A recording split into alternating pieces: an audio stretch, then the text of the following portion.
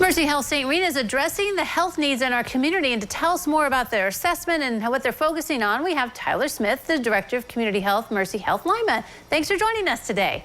Yeah, thanks, Holly. Glad to be here. All right, so apparently you guys have had this community health needs assessment. So what's that all about? How did you gather the information? Yeah, so the health needs assessment is something that we do every 3 years.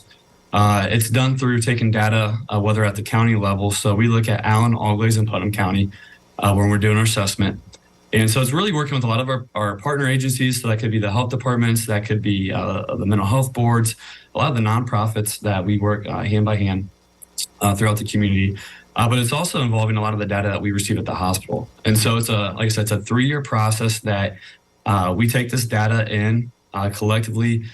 We have large meetings that involve stakeholders at the hospital, so leaderships with all different service lines and departments, as well as leaders within various sectors and community organizations coming together and bringing that data. And essentially, we rank and we identify what the data is telling us as what are some urgent needs within our community, what are some things that we need to address, that are foreseeable with the hospital. And then we kind of go from that approach, and then we rank and identify what those needs are and how we're going to measure those and address those the next 3 years. Okay, so tell us what ranked up there high. What are you going to try to focus on? Yeah, so we had this year was a little bit different. We had 7 things that were identified as needs. So some of the things that we saw back in 2019 when we did this was maternal infant health, chronic disease management. You're thinking about diabetes, high blood pressure, preventative screenings for cancer, so mammograms, colonoscopies, lung cancer screening, some of those things. Substance abuse was another thing that was identified. We're still seeing a lot of overdose and also substance abuse with tobacco and cigarette.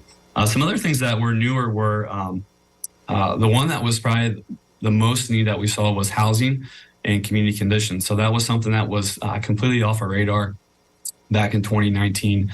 But that was actually identified as one of the top needs. Other things identified were access. So we think about access to food, access to providers, access to medication, access to transportation. All of those things could be a barrier for somebody seeking out care at the hospital. So those are really important.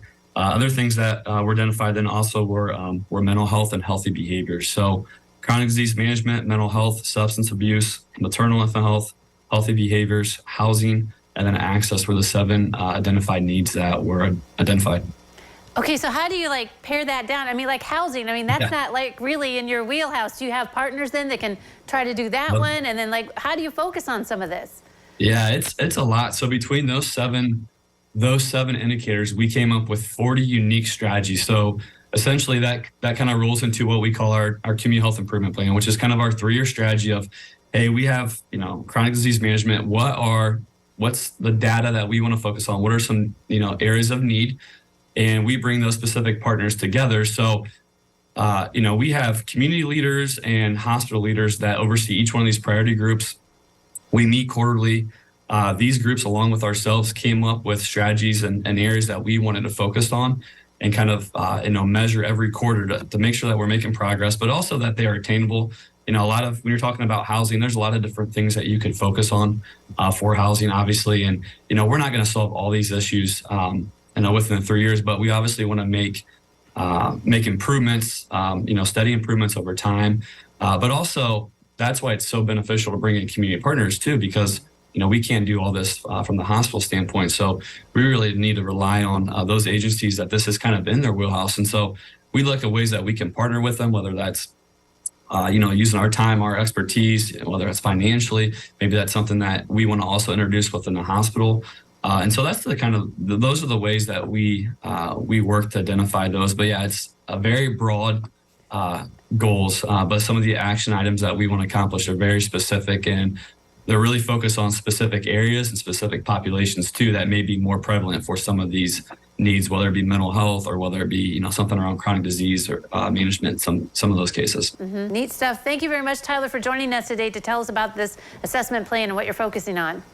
Absolutely. Thanks for having me, Holly. All right, don't go away. Noon Edition continues in a moment.